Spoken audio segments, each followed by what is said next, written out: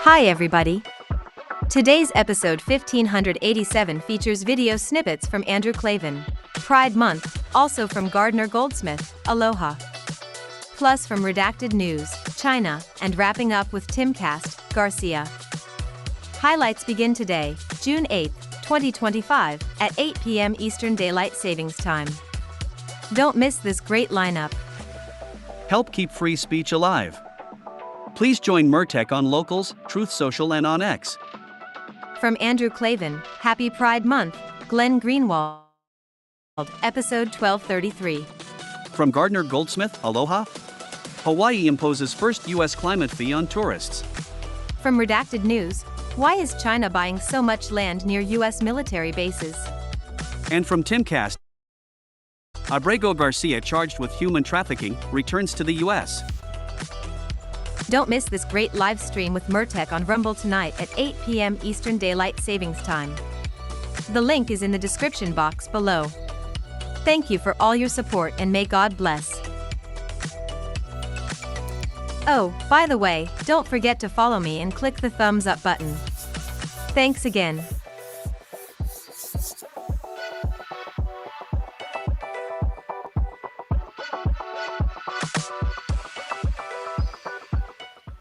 Hi everybody, this is John Murphy at Murtech.com with your daily news update.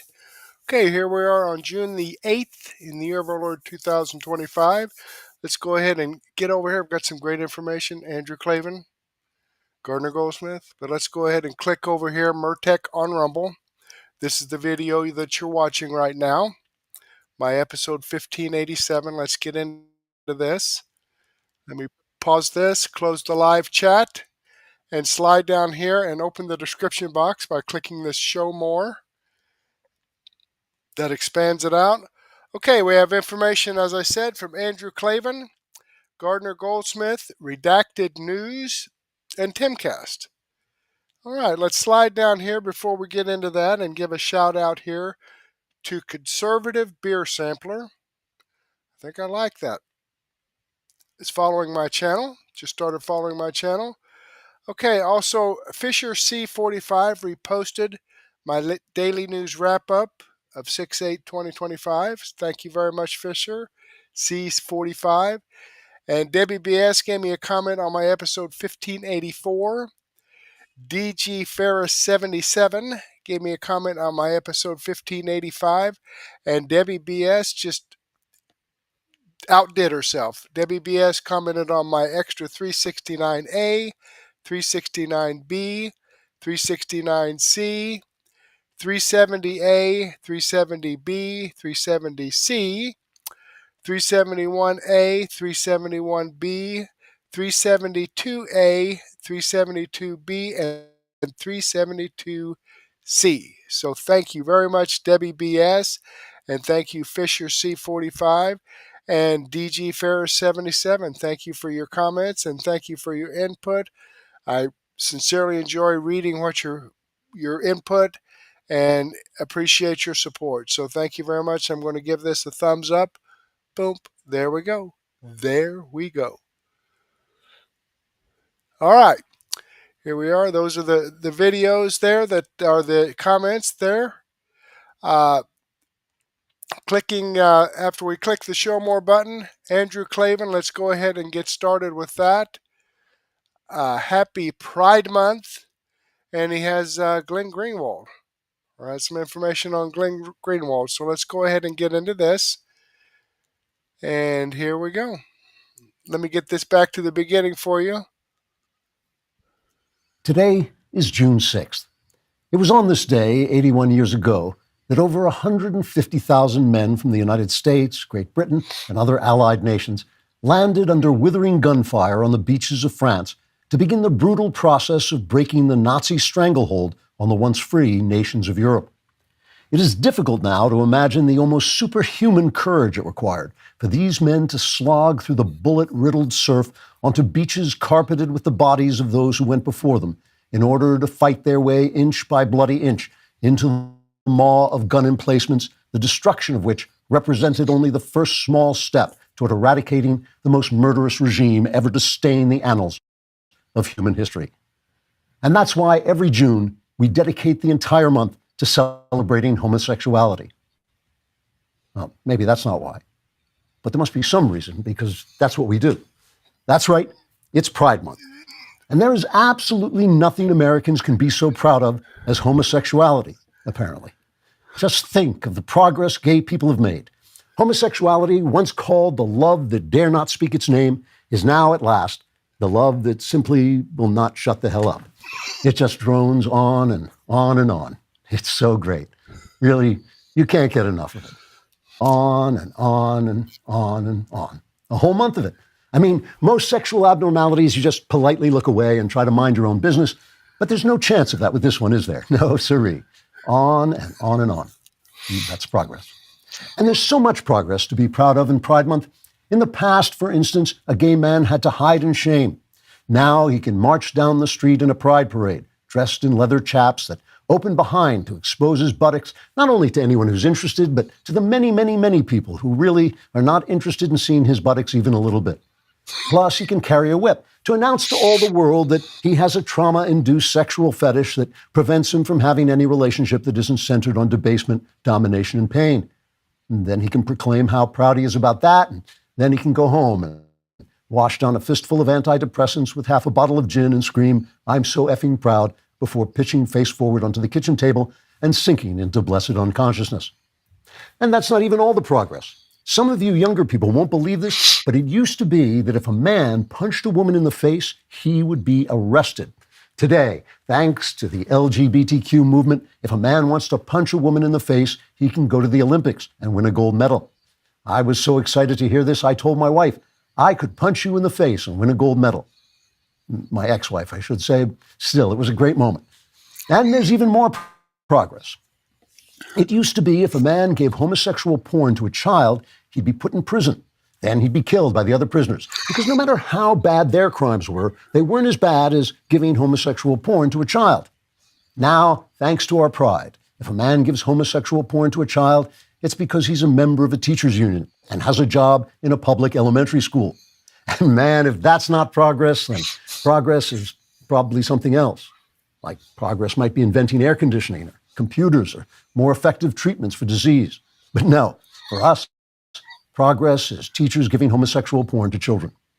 So this June, think back on that D-Day when thousands gave their lives for freedom. Remember, it's because of them that we can spend the entire month being proud of homosexuality. Because of them and because our elite culture has become a cesspit of decadent buffoons who have no shame. After all, who else could be this proud? Trigger warning, I'm Andrew Klavan, and this is The Andrew Klavan Show. Whoa. I guess he tells it like it is there. Okay, we're going to get up here to about the 6 minute and 40-second mark. Wait a minute.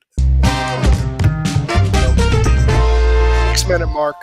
You know, Michael Knowles was once on my show back in the days when I was trying to make something of his life, an effort which clearly failed. But we were talking about Pride Month. He was my cultural reporter at the time. We were talking about Pride Month. And he said, Pride was once considered the queen of sins. And I said, well, now it's the sin of queens, which I think was my second greatest ad lib ever. And a bum, Knowles, put it in his book, Speechless, without giving me credit. And I said, how could you put in that ad lib without giving me credit? He said, a friend said this, and he said he didn't want to get me in trouble, which is like closing the barn door after the conservatives have left. And so today, what I really wanted to talk about, I wanted to talk about Pride Month, because I think that the sexual ethos on the right, I don't care about the sexual ethos on the left because they're insane and they're evil. But on the right, the sexual ethos is confused. I mean, we have different people in our in our group. We have libertarians, we have deeply religious people, and we have in-between people and all this stuff. And we don't really have a sexual ethos. And that some of the stuff that happened this week kind of proved that. And I want to talk about that because I think it's incredibly important, because we are the future. As I keep telling you, you are the avant-garde. You are going to establish the culture of the future. So we have to know where we stand as a group, as opposed to where we stand as individuals. But of course, because of the news, was revealed to me, this is going to shock you, some of you. You may even want to put your fingers in your children's ears, that occasionally, not often, but occasionally, Even heterosexuals suffer from the sin of pride. I know, this is shocking. But so we have to begin our Pride Month with coverage of what must be the least surprising news story of this or any other year. Chapter 1, Donald and Elon are fighting. As you know, I'm a pretty open book on this podcast, but at home, I value my prospects. The Ultra Blinds will look. Let's get past this commercial here. Cinematically, we all saw them in the Oval Office shaking hands, and if their shadows had been on the wall, so there are two men shaking hands, but their shadows were on the wall, are Godzilla and King Kong just destroying Washington, D.C., because these are two men with immense egos. They have so much money that there are no consequences for them in the real world. I mean, it took all of Washington, D.C. to get together. I mean, basically, Washington, D.C., the court system, and the media had to all team up on Donald Trump before they could cause anything to happen. They still couldn't impeach him. They still couldn't put him in prison. The guy's indestructible, which thank heavens he's indestructible. But still, we knew that these are guys who think that their every, emotion and thought is world shaking, and sometimes it is. And so we all like to think, I mean, this kind of tore up the internet yesterday when it really broke out, because we all like to think that the person who is right, the person who we think is right, is the better person. And that actually has nothing to do with anything. I mean, we forgive people who do things that we like for things we never forgive people who do things that we don't like. So if you're on the left and you do something bad, we just rip you to pieces for it. And if you're on the right and you do something bad, what the hell? And there's some reason to that, because who cares? Who cares whether they're good people or not? We just want to make sure that our country is run right. That's the whole point. So in this case, I think they both are making a good point. They're arguing. They started arguing over is the big beautiful spending bill, and they're both egotistical, thin-skinned billionaires who take everything personally. and I like them both. I'm really I think Elon Musk may be doing some of the greatest stuff they can be doing, and I also think Donald Trump is running a great second administration. I will add, and this is an important point, Elon Musk uses drugs. And he uses them a lot. I mean, he uses drugs a lot. He has told people behind the scenes that he has been using, ketamine and other things. And if you use drugs, I'm sorry, I don't care. I don't care if it's marijuana. I don't care what it is. I don't care if it's too much alcohol. You can use a little alcohol, just like you can use a little coffee. But too much is using drugs. You have a puppet master. You are not in full control of yourself. Somebody is pulling the strings on you. And people get angry. A lot of people on the right smoke dope. I'm sorry, that stuff is really powerful now. And when you are under control of that, when you are, stoned, you are not in full control of yourself. So Musk leaves, he does his Doge thing. We all admired him. We loved him putting the terror of God into Washington, D.C. and into the agencies. And I knew people who were threatened by that, and I felt bad for them. But still, those agencies are like cancers, and it's with Congress's fault. They put all these executive agencies in the executive branch, and somehow the executive is not allowed to fire everybody in them. I don't know how that works or why that works or why Congress has the power to do that. But still, they're trying to pass this big, beautiful spending bill as a reconciliation package, which means they can pass it by a simple majority and avoid a filibuster, which would give, if they have the filibuster, that gives all the power, the deciding power, to an anti-American Democrat Party that is united in trying to destroy the West with socialism. I don't care if they say they're moderates. I don't care if they were elected in red states. They all eventually get on board with the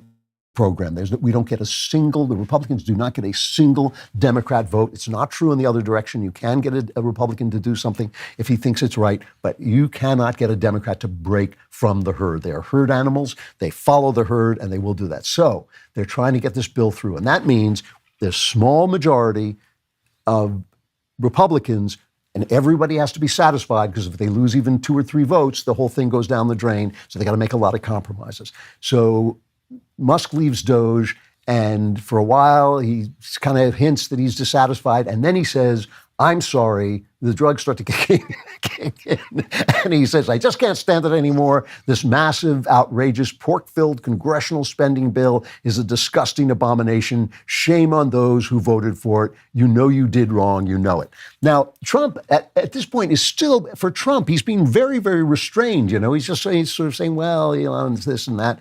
But this is pretty silly to me. I mean, the bill is bad. The bill is bad because Republicans will not cut the entirety of the Inflation Reduction Act, which is the Green New Deal in disguise, and because Trump won't let them reform entitlements, which is ultimately going to have to be done, but it's just too unpopular. So Trump takes a little bit of this, but it starts going on, and finally Trump says this is cut 5. I'm very disappointed because Elon knew the inner workings of this bill better than almost anybody sitting here. Better than you people. He knew everything about it. He had no problem with it. All of a sudden he had a problem, and he only developed the problem when he found out that we're going to have to cut the EV mandate, because that's billions and billions of dollars, and it really is unfair. We want to have cars of all types. Electric, we want to have electric, but we want to have a gasoline, combustion. We want to have different. We want to have hybrids. We want to have we want to be able to sell everything. And when that was cut, and Congress wanted to cut it, he became a little bit different, and I can understand that, but he knew every aspect of this bill. He knew it better than almost anybody, and he never had a problem until right after he left. And if you saw the statements he made about me, which I'm sure you can get very easily, it's very fresh on tape, he said the most beautiful things about me. Which is always Trump's that's always his first priority, what you're saying about him. And now the thing is, the bill, by the way, I think it prevents a crippling tax hike. If it doesn't get passed, it's not going to get substantially rewritten. It might get rewritten a little bit, but if it doesn't get passed, you can forget the Republican Party. It will be the death of this Trump administration. We'll have the censoring, castrating, child perverting, man-hating, white person-hating Democrats back in office in 3 years. So you choose. You choose an imperfect bill, or the Democrats back. Life is hard. Reality is hard. You have to choose. So now that this gets personal, he says it's your EVs. Now Musk says, without me, Trump would have lost the election. Dems would control the House, and the Republicans would be 51-49 in the Senate. Such ingratitude. Okay, now I think this is the drugs talking. I really do. I mean, I can't prove it, but I think this is the drugs talking. Because when you donate to a political candidate and he wins, you should get invited to parties, you should get thanked, maybe you get a favor here and there, but basically you don't get to buy the president of the United States. And Trump won because there are more and more Republicans, because the left is bleeding support. That's why Trump won. And that's going to continue happening with or without Elon Musk. He says he's going to form a third party. Elon Musk is not going to, if he does, I don't think it's going to go anywhere. But look, he could convince enough people to destroy this bill, which would be really wrong. And then finally, Trump loses his temper. He starts threatening Musk's business. He starts saying we're going to, take away his licenses and all this stuff. And Elon Musk says, time to drop the really big bomb. Real Donald Trump is in the Epstein files. That is the real reason they have not been made public. Have a nice day, DJT. Mark this post for the future. The truth will come out. I'm sorry. Listen, I've followed this a lot, the Epstein file. I'm very upset about it. I think it's really dastardly what's happening. And I think that the fact that the name of the Johns hasn't come out is really bad. I'm hoping that Kash Patel and Dan Bongino will be able to release some of that information. I don't know. But I'm almost positive that Trump, he hung out with Epstein like everybody did. He was a socialite and a billionaire and all this. But ultimately, I think he caught on. And Trump was really honest about it. He said he went to his house. He thought there were kids playing in the pool. And then he realized they were girls, and he walked out after 15 minutes. Even Epstein's lawyer says that one of the last conversations he had with Epstein says, I don't have anything damaging on Donald Trump. All of the Democrats, my God, they wanted to put him in prison for the rest of time. They wanted to keep him artificially alive so he could be in prison for longer than his life. They investigated everything. They turned over everything. All they could find was that he wrote the wrong thing on a check, and they tried to turn that into a big deal. I mean, they did everything they could to get him. They haven't gotten him on Epstein. I do not believe that Donald Trump was hanging out with underage women. He didn't have to. He liked regular women, and he had them coming out of hot and cold faucets. So I don't think that this is a real thing. The funny thing about Trump, I've noticed this before, I've said it before, Trump was a New York real estate developer, and he knows once you break the law, they've got you. So he really treads, even when he's dealing with these radical courts that stop him, he really treads lightly. So remember this.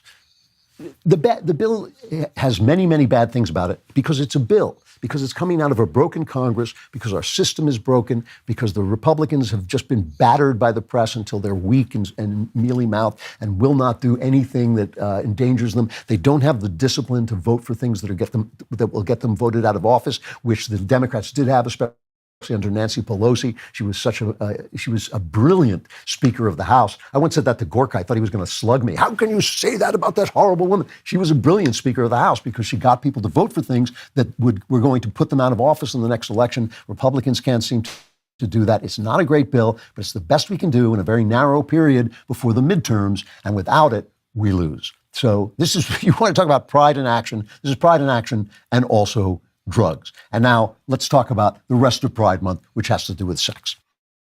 Okay, I'm going to go ahead and move on with that. I think, I'm not sure here, but I believe he's going to have a little bit of information with Glenn Greenwald. The link to this video is in the description box below. So if you want to watch the rest of this, by all means, go ahead and click on it. Let me click the Rumble link here and show you that this video does come from Andrew Klavan. It's the video I shared with you. I'm following his channel. I've given him a thumbs up. And if you'll notice the banner across the top, I'm giving him full credit here. Andrew Klavan is the producer of this video, and here's a link to his site. And also the link to his site is in the description box. All right, so let's get back here and move on down to Gardner Goldsmith. He has some great information here. And let's see what he has to say. Let me get it back to the beginning for you.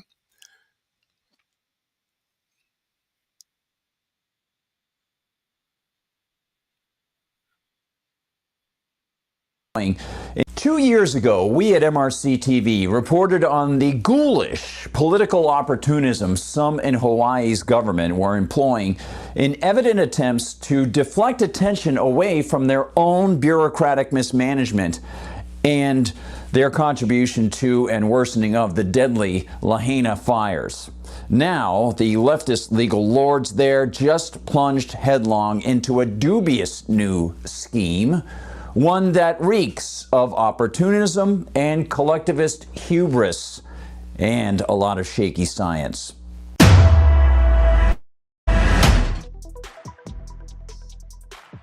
Hi everyone, I'm Gardner Goldsmith for MRC TV. You know, on May 28th of this year, Governor Josh Green of Hawaii signed Senate Bill 1396, a so-called green fee that slaps a 0.75% surcharge on tourists' hotel and short-term rental bills, pushing the state's transient accommodations tax, that's TAT, to 11% starting January 1st, 2026. The stated goal of this, of course, to raise money, $100 million annually to fund climate change resiliency projects and environmental initiatives. It's not easy being green. Yes, of course, that recently coined term climate resiliency, a new spin-off or play on the flawed assumptions of the climate cult and a means of leveraging those assumptions into new pork projects, ostensibly to decrease the risk of catastrophic property damage and death after disasters that the politicians blame on their favorite unfounded boogeyman. You got it, so-called anthropogenic climate change. As the governor's press release puffs, quote, "Today, Hawaii ushers in the first green fee in the nation. Once again, Hawaii is at the forefront of protecting our natural resources, recognizing their fundamental role in sustaining the ecological, cultural, and economic health of Hawaii. As an island chain, Hawaii cannot wait for the next disaster to hit before taking action. We must build resiliency now, and the green fee will provide the necessary financing to ensure resources are available for our future." End quote. It's not easy being green. Of course, free market journalists and economists often have noted that deaths due to natural disasters not only have not skyrocketed over the years, they've declined, in part due to a decrease in the number of high-impact storms, but also because markets incentivize greater quality provided at decreasing relative expense, thus leading, of course, to safer buildings and greater availability of emergency products and services with a focus on efficiency and personal satisfaction. And beneath the government's eco-friendly veneer lies a troubling mix of flawed assumptions, mismanagement, and a direct assault on individual liberty. Let's start with the so-called science, the lack thereof. For years, I've written about the questionable foundations of the anthropogenic climate change narrative. I've pointed to the shaky models, manipulated data, and outright suppression of dissenting voices. Yet, Hawaii's government barrels forward, embracing this narrative as gospel to justify taxing visitors for their supposed climate footprint. It's not easy being green. It is, of course, a big money grab. The idea that a tourist's hotel stay or cruise ship trip meaningfully contributes to so-called global climate chaos is silly speculation, an unproven pretext for expanding state power. But more insulting is the political insinuation that this green fee is a fix, a response to Hawaii's 2023 wildfires, which Governor Green and his climate advisory team cite as a rallying cry for this tax. Green claims the fires, which caused $5.5 billion in property damage and claimed 102 lives. He claims that they underscore the need, of course, the need to gouge tourists and the businesses that rely on visitors for their livelihoods. But the Lahaina fires weren't sparked by so-called climate change, but instead by gross governmental mismanagement. The fires started due to poorly managed government monopolized power lines. And many residents feel that Hawaii's state authorities completely botched the fire response. Add to that the failure to maintain fire breaks or clear dry brush on government-run land. Those, of course, tasks that now conveniently will be repackaged as climate resiliency projects to be funded by tourists. Yeah, add it all together and you've got a big blame game. Blaming climate change is a sleight of hand, deflecting accountability from the state's own failures while saddling visitors with the bill. And this bill will be enormous. Tourists already hit with a combined 19% tax burden when county lodging and general excise taxes are factored in, are now forced to subsidize a government agenda rooted, of course, in dubious so-called science. In March, the Grassroots Institute of Hawaii warned that this tax will be disastrous, hurting tourism and the local economy. And they're right. When you penalize people for visiting, you risk driving them to freer, less taxed destinations. Unless it's stopped now, the green fee will grow. In Hawaii, the TAT will climb to 12% in 2027, and cruise ship passengers will face prorated fees for port time. What's next? Taxes on sunscreen, Governor? Governor Green's rhetoric about preserving paradise and protecting Aina land sounds quite noble, but it masks a deeper truth. The state is using fear and faulty science to justify its power grab. The Maui fires weren't a climate apocalypse. They were a government failure. Instead of addressing those failures, streamlining water management, improving fire response, decentralizing land use decisions, getting rid of the government tied to monopoly energy resources, Hawaii's leaders are doubling down. They're doubling down on centralized control. They're betting that tourists won't notice an extra $3 on a $400 hotel night, as Green blithely seems to think. But liberty-minded travelers, they might notice. And the overall cost per year is estimated to be $100 million. That is a lot of extortion. It's not easy being green. Thanks for watching, everyone. Please like and subscribe. Say hello if you're over in Hawaii. Visit mrctv.org. That's mrctv.org. See what the whole team is doing. Visit the store. Please consider donating to the Media Research Center. Okay, let's go ahead and pause that there. Let's click on the Rumble button and show you that this video does come from MRC TV. Of course, that was Gardner Goldsmith. I'm following the channel. I've given him a thumbs up. I hope you do the same thing for me. All right, let's get back here to the description box and move on down to,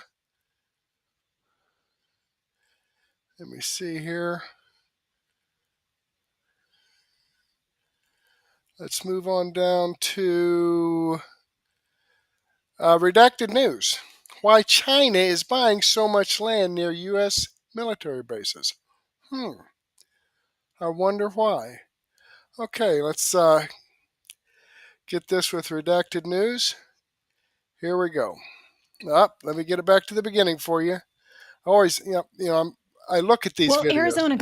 Okay, I watch these videos, make sure they have good information in them. Sometimes every time, today, I forget to put it back to the beginning before I get it all set up for you. But here we are back at the beginning. Please enjoy.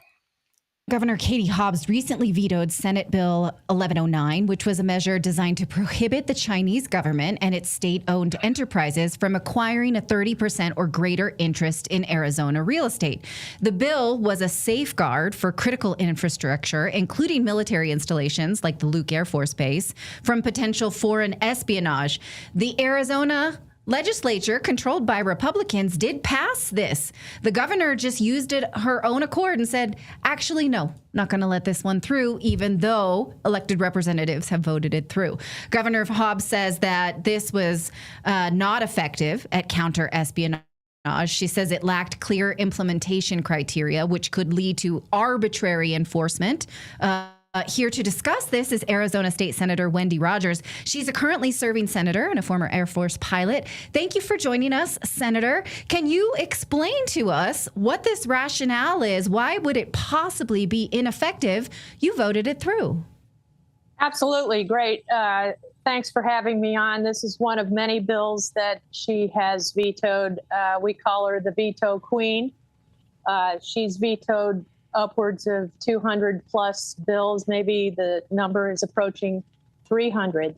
And what strikes me as very implausible in her explanation is that she says it doesn't help. Well, prevention is part of the cure. 1 ounce of prevention is worth a pound of cure. We don't want to have these CCP controlled plots of land to be enforced and then have to do something about it.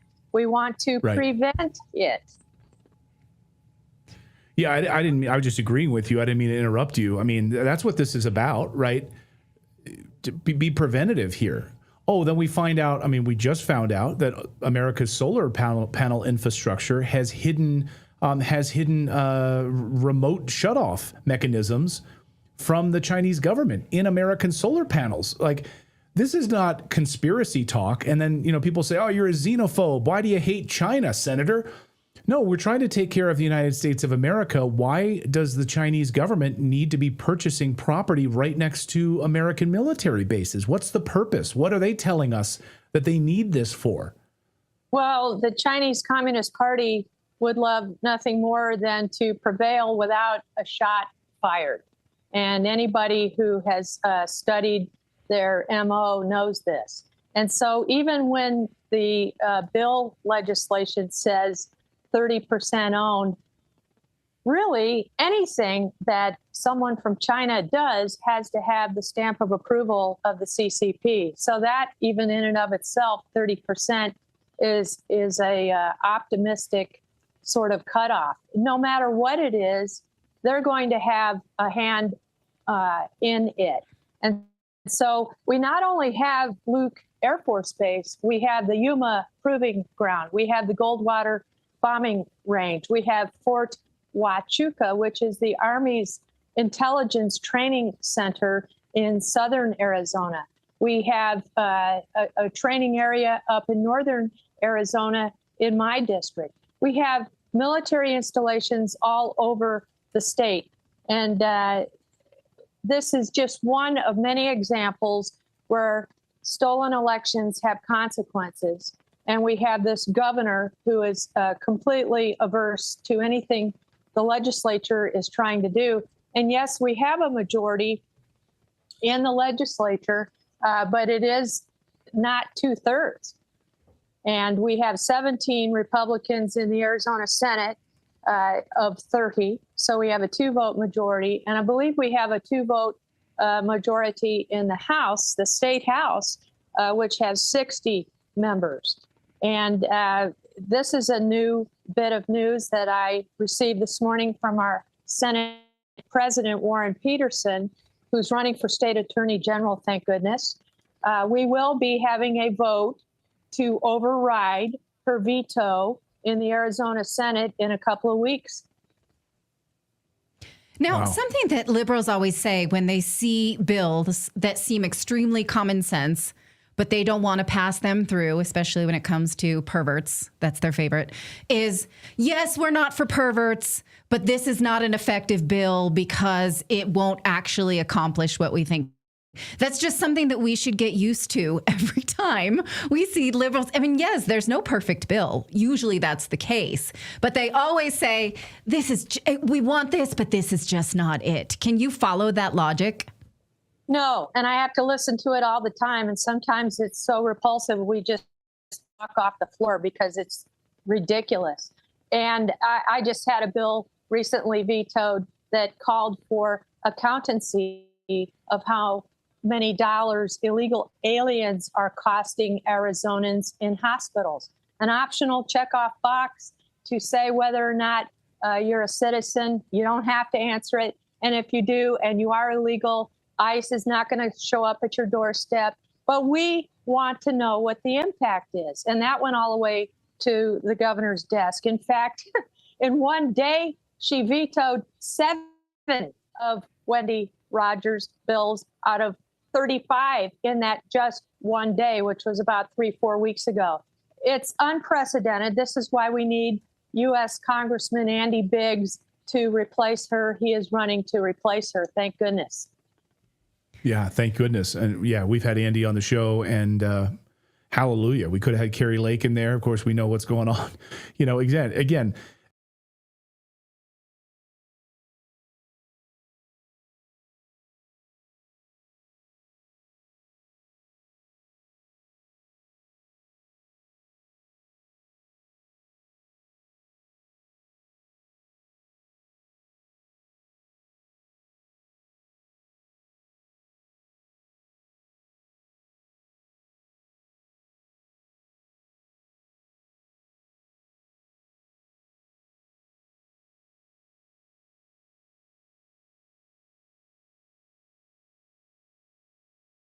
this is troubling at a deep level. You served in the U.S. military. What are members of the Department of Defense saying to you about this? And to me, it's like, how are they allowing this to happen?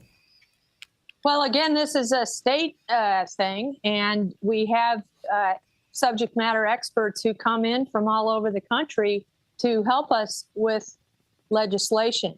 And I guess, in a way, the question is that I always get from my constituents, and keep in mind I represent a rural district from essentially Flagstaff all the way down to northern Tucson. It cuts across 4 counties of the state. And, my constituents want me to run bills that are common sense and that protect us, even though we feel that she will veto these bills. We want her on record. And this is one of the most egregious vetoes that she has perpetrated on us. And as there are 3 branches of government, it's arguably a fact that the legislative branch is the strongest because we are so many cats that need to be herded and corralled. But when we are together, we are a very potent force. And so as such, it's vital that we run good, cogent, common sense pieces of legislation to keep her held to account. Hallelujah. One of our guests, Linda, in our chat says, "Man, we need you in New York, not Arizona. We need this senator here in New York, not Arizona." Can you be everywhere, please? Yeah, I know you're in Alaska right now at an event, so you're Yes, doing what you can. well, it's funny you mentioned that. I'm in my hotel room. I got the lighting as well as I could. It's pretty overcast here. I'm not used to that in Arizona, but I'm at an elections get together of various state legislators from around the country, and it's probably safe to say I'm one of the more conservative people here, but you can't be afraid to speak up. And I still run all kinds of legislation to do with the Second Amendment, supporting our veterans. I get actually some passed. Hobbs signed 3 sort of esoteric, smaller bills of mine. But when you represent, especially a rural district, people are really plugged in. And they let me know what is expected of me when I go down to Phoenix to represent them. Yeah. Yeah. Senator Wendy Rogers, thank you for fighting the good fight and common sense. We really appreciate you standing up for common sense in the state of Arizona. We need more people like you, and we'll watch very closely. I'm sure nothing will come of. Okay, sorry, my audio was turned off, but they were talking about the congressperson running against Katie Hobbs to try to get her out of office. But, that's not going to happen. She's governor. Last election, she was Secretary of State, and she ran the rules. She's going to run the rules for the election, and the Republican areas, their machines won't be working. They're going to cheat their way back into office unless something happens, like people that commit voter fraud and corruption suffer some consequences like going to jail. So, until that happens, they're going to continue to cheat because they have no morals. If we can get by with it, why not? If nothing's going to happen to us, why not? All right, let me click on this Rumble link here and show you that this video does come from Redacted News. This is the video I shared with you. I'm following the channel. I've given them a thumbs up. I hope you do the same thing for me. Okay, let's get back here to the description box. Right down here. And finish this up with Timcast. Alberto Garcia charged with human trafficking returns to the U.S. Boy, I hated to hear this. I really, really hated to hear this. This is, because then, the Democrats think they won something here. They're all 100,000, if there has been that many, who have been deported, are all going to have to come back now. Well, you did it for this guy. You can do it for the rest of them. Okay, let's see what Timcast has to say here. Now, he's got Roseanne Barr on here with him, so I thought that was interesting. That's another reason why I wanted to share this. Let me get this back to the beginning for you. There's Roseanne. Let's jump to this next story from ABC. Everybody's favorite Maryland man is back. Kilmar Abrego Garcia has been returned to the United States by the Trump administration to face charges of human trafficking. So Democrats got what they wanted, I guess. He will get his day in court. Democrats, I got what I wanted. Yeah, I don't want him to come back. I don't care if it's for this or otherwise. I'm not talking about him coming back, but I want Democrats to defend him. 9 years of human trafficking. Democrats are going to be like, we're here to defend this guy. This is a loss. Do it. And now their thing is that they never defended him, that they just thought that he deserved to have his senator flew down there to go and have. And they're going to say this is a tremendous victory. Right. Trump has caved because all we ever said is that you need due process. And hey, and the Democrats are going to come out and they're going to say, well, this is it, so be it. Then we've won, and they're going to claim Trump back down. And I think Trump in the first term put in executive orders like it's life in prison for trafficking of humans. So now this guy's going to just, be. Why are we paying for it? I don't know. This is after a while, it's just so tiresome. It is. It's like, what are you guys even doing? What are you even thinking? Well, you just hate America so bad. Look, you just want chaos everywhere. I'm 39 and finding it hard to care because of exactly as you described. What is even going on, I mean, that's also just apathy that comes from following the news every day. And you see, it's what you and Mary talk about. Like, it's not nothing ever happens. It's that nothing ever changes. And nothing ever changes. It doesn't. It's just the same cycle. We were doing a segment like a while ago about... War never changes. Well, there you go. We were doing a segment about the culture we're talking about, like, all the way back to the early 2000s about like the war on Christmas. Just think about it. We've been doing the same thing for like 25, like half a century or a quarter of a century. We've been doing the same thing over and over again. And eventually, and that was at a time when news was less insane as it is now, meaning that you didn't have access to so much information all the time. No wonder people burn out faster now. You're not going to have the same amount, the Rush Limbaughs who did it for however long, because now people just are on their phones constantly, reading bad news constantly, and it's tiresome and it grows old. Well, I think it's like a narrative war. I can feel that's part of the whole culture wars. Yeah. The narrative war, and it tries to change, and some of it absorbs the other side, and then they change places, and then it's a great big old hourglass flip, and one side's talking like the other side was last week, but through it all is some kind of a big... No, you change your narrative. Cognitive warfare. Well, this keeping is us distracted. That story is a good example of it if you want to talk about like some type of narrative warfare, because to people on the right, he is an MS-13 gang member. To the people on the left, he is a Maryland man. And it's just a matter of what side of the aisle you sit on, and then you have your framing for that story. And that's what it is now.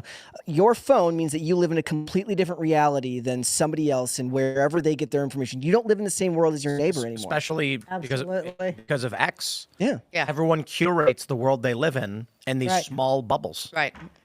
Yeah, and then they send you the story that agrees with your particular prejudice to back you up. Oh, it's the end. It's the end of days with AI. Yeah. There's a company. I don't know if you guys saw it that now you can AI render sales pitches for short videos. Where if you need a host or a salesman for your company, you just type it in and it will AI render a person to say whatever you want. Wow. I've mentioned this before. There's a prominent media personality. It's a man who said that he has scanned his body, like in one of those rooms where they have all the cameras. Yeah. And now his team can AI generate videos of him writing a script for the news, and you can't even tell that it's not him doing it. Yeah. Yeah. And that was a year ago. A lot of actors have been, very big actors, especially that do foreign commercials, have been doing this for years, where they go into one of those rooms. We've all seen it. Yep. And it's called it's their bank, their likeness bank. And somebody wants to do an espresso commercial. You don't have to show up anymore. It's not necessary. Yep, they just pay you a likeness fee. And so now, where we're going into the next year, especially with VO3 being released to the public as what's that? Google's new video AI generator. It's nuts.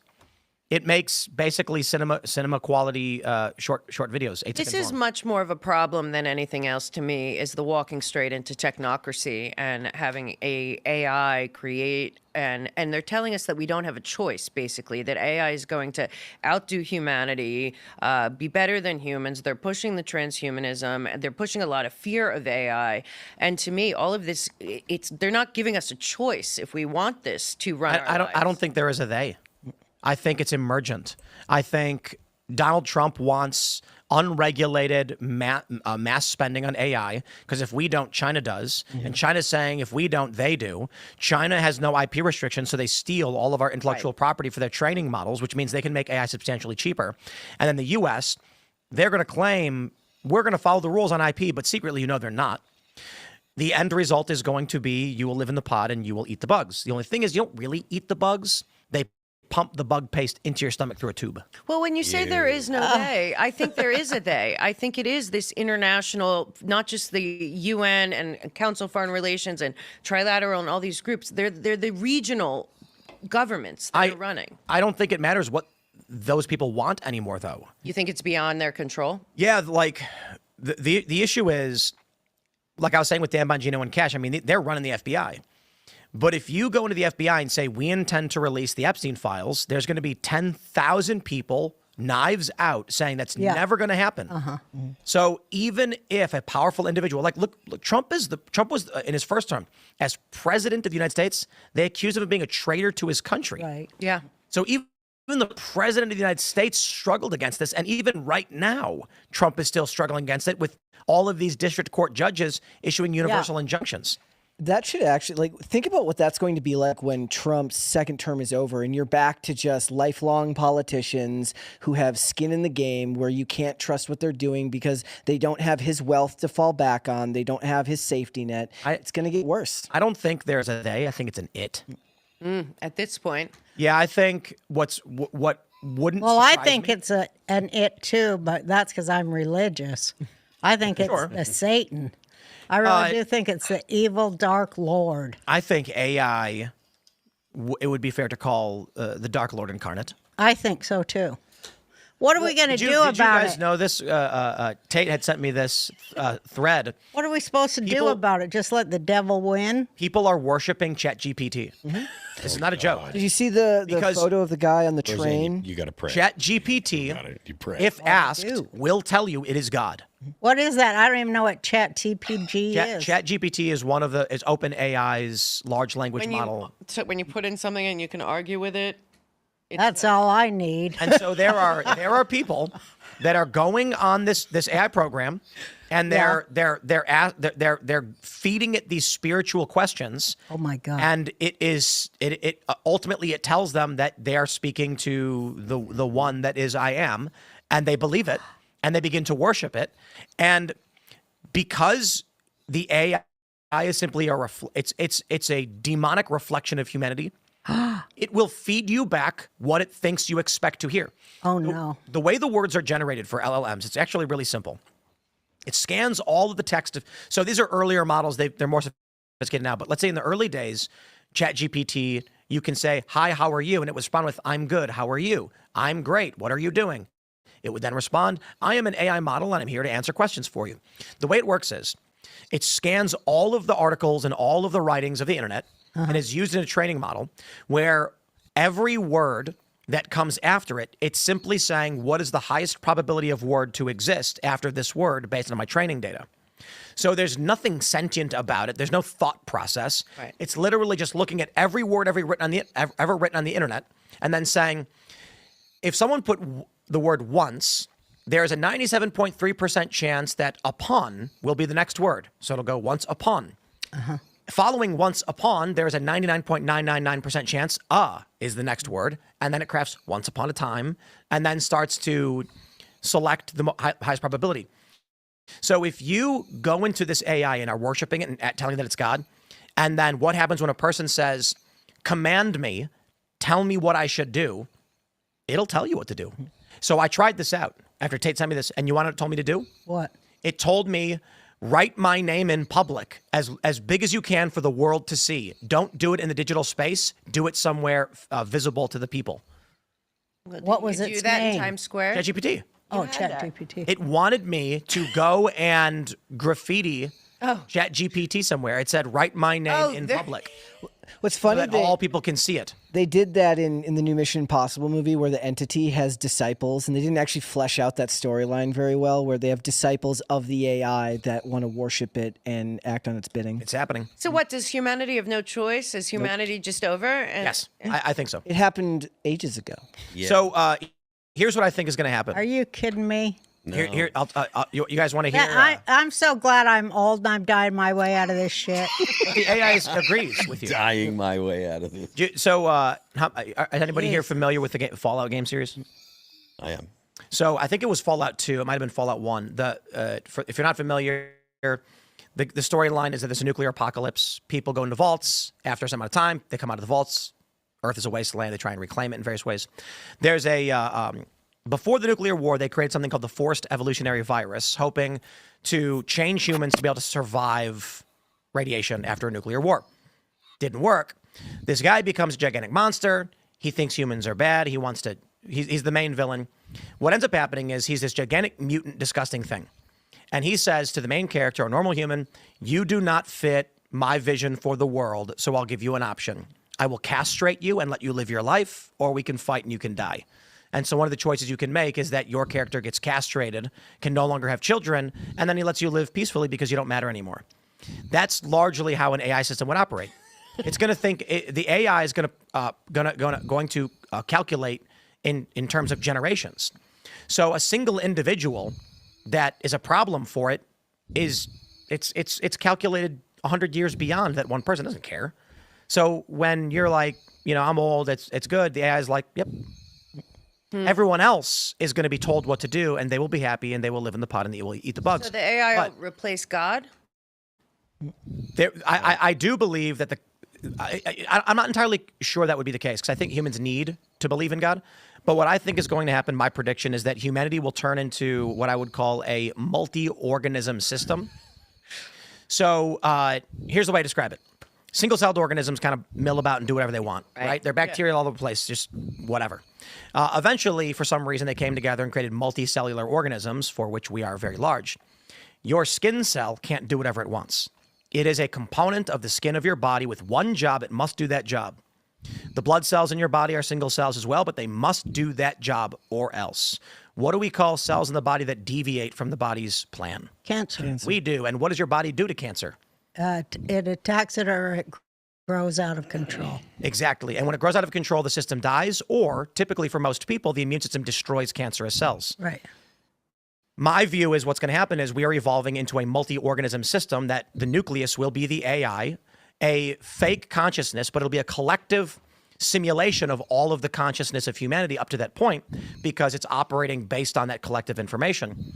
What will likely happen is it's going to say, we need a post office. We need a postmaster general. You will be born, bred, and raised to love being a postman. Nothing else will matter. Nothing will make sense.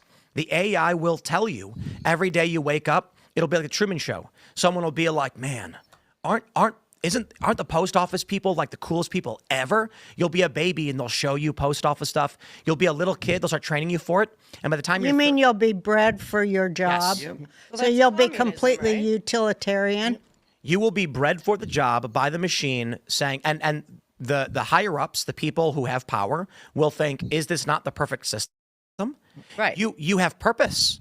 They think that now. You have food. You do a job and for which you feel fulfilled. What more could you want? But there won't be any artists or comedians because you can't program that into anybody. There, you can. I think you can. I think the AI would absolutely be able to do it. I think those people will exist because the human condition must be stimulated in the way that humans require, but there will be a central nucleus that effectively commands you to do what you want. And what happens if someone bred and born to be a postal worker one day says, I just want to be an artist? The machine will kill you. Yeah. Well, that's why there can't be any comedians or artists because you're only made into one through torture. So they wouldn't raise a kid to be tortured because there'd be the perfect environment where there's no, there'd have to be happy, happy, happy. Thanks for checking out this clip from Timcast IRL. Okay. All right, there we have it. Let's go ahead and click on this Rumble link here. That was some interesting stuff there. Didn't talk too much about Garcia. I listened to the first part of it, and then I didn't listen to when they got into this other part about AI. But that's something that concerns me. This AI, and I keep going back to the movie Terminator. I'm just so concerned that the powers that be are going to let this grow to the point that, it's even going to take over the powers that be. Let's click on this Rumble link and show you that this video does come from Timcast IRL. I'm following the channel, giving him a thumbs up. I hope you do the same thing for me. Okay, let's get back here, and let me remind you folks that all these videos that I share here are videos that come from the producer, directly from the producer. The link to these videos are right here in the description box. So I'm not getting any commissions or royalties for sharing this information, but I try to put this information together to give you a nice variety of stuff so that you know what's going on out there. No nonsense, common sense, logic, and truth is what I try to provide. Let's check out the chats here. I know Deb BS. Yep, she's giving me some good chats. So let me go ahead and copy this into a comment, because that live chat will just go away here after the video is over. There we go. Boom. That's how easy it is to make a comment. You just put something in the comment box right here, add a comment, and then click the green button, and you're there. You're there. Okay, let's do a quick refresh here. All right, close that out. Add a comment. And okay, I've had 256 people watch this video so far. I've got 31 people watching right now, and amazingly, I have 2 thumbs up. Okay, so if I could get 29 of you to slide down and give me a thumbs up, that I would really appreciate that, folks. Okay, let's jump over here, and this is my Mertech Daily News Wrap-Up. I have 49 videos in here. The last one was dropped about 15 minutes ago from Fox News. We got some information here from News Nation and Chicks on the Right.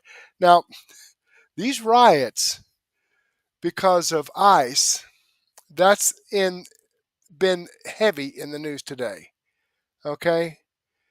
Arizona sheriff blames LA unrest on lax immigration policies. How Trump administration is responsible for ICE protests. Really? Yeah, because he's following the freaking law. Because that's the law. If you're here illegally, you need to be removed and sent back to the country you came from. At least they do that.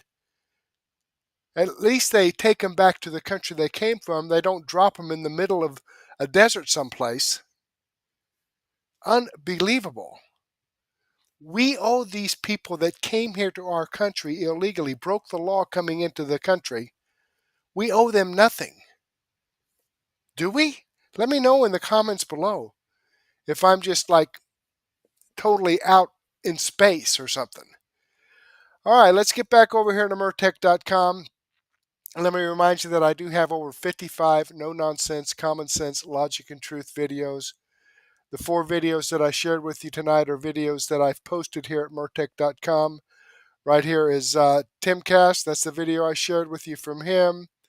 Also from Redacted News, there's the video I shared from him. From Gardner Goldsmith, here's the video that I shared from him. And also from Andrew Klavan, there's the video I shared from him. But I have over 50 more videos here that I just don't have a chance to have time to get to. That's why I have over here my Mertech Daily News Wrap-Up, where I can give you other information that I don't have time to give you on my podcast. So, with that being said, I do want to thank you for being here with me tonight. I greatly appreciate that. I hope that you'll join me later on. About 9:30 is when I'll get my Daily News Wrap-Up started. So, hopefully I'll see you then. Grab a cup of coffee, a donut, sandwich, whatever, and come back here and see me at 9:30 when we'll get that started. But thanks again for joining me. Hope to see you later, and may God bless.